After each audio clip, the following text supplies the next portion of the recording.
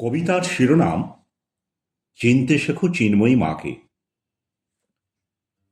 তুমি লক্ষ লক্ষ টাকা খরচ করে যে মৃন্ময়ী মায়ের কাছে করছো আরাধনা, লক্ষ লক্ষ টাকা খরচ করে সুন্দর সুন্দর বস্ত্র অলঙ্কারে সাজাচ্ছ তাকে, তাতে সে সন্তুষ্ট নয়।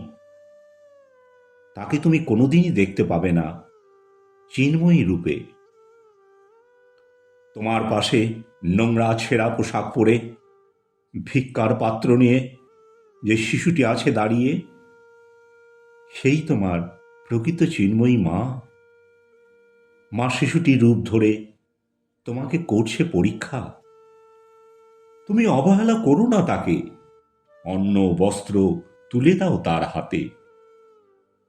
তবেই চিন্ময়ী মা সাড়া দেবে তোমার ডাকে। তুমি চিনতে শেখো চিন্ময়ী মাকে। যে কৃষক সকাল থেকে সন্ধ্যে পর্যন্ত রোদে বৃষ্টিতে কাজ করছে মাঠে, উৎপাদন করছে তোমার মুখের অন্ন, সেই তোমার প্রকৃত চিন্ময়ী মা। তুমি তাকে সম্মান করো, তার কষ্টকে বুঝতে শেখো। তবেই চিন্ময়ী মা সাড়া দেবে তোমার ডাকে। তুমি চিনতে শেখো চিন্ময়ী মাকে। যে তাঁতি সারাদিন সুতো কাটছে তাঁতে, তোমার লজ্জা নিবারণের জন্য তৈরি করছে পোশাক, সেই তোমার প্রকৃত চিন্ময়ী মা। তুমি তার মুখের দিকে চেয়ে দেখো, তার অভাব লাঘব করো।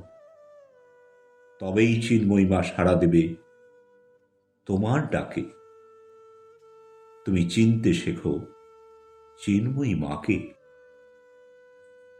যে ইটভাটার কর্মী সারাদিন মাটি খুঁড়ে জল কাদা মিশিয়ে তৈরি করছে ইট, যে ইট দিয়ে তৈরি হবে তোমার বাসস্থান, সেই তোমার প্রকৃত চিন্ময়ী মা।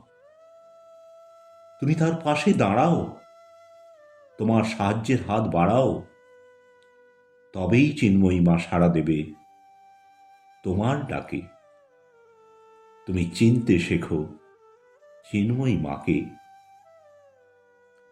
যে রাজমিস্ত্রি একটি একটি করে বালি সিমেন্ট দিয়ে ইট গেঁথে তৈরি করছে তোমার জন্য বাড়ি, সেই তোমার প্রকৃত চিন্ময়ী মা। তুমি তাকে অবহেলা করো না, তাকে সাহায্য করো। তবেই চিন্ময়ী মা সাড়া দেবে তোমার ডাকে। তুমি চিনতে শেখো চিন্ময়ী মাকে। তুমি চিনতে শেখো চিন্ময়ী মাকে। কলমে ও কণ্ঠে রবীন্দ্রনাথ সরকার।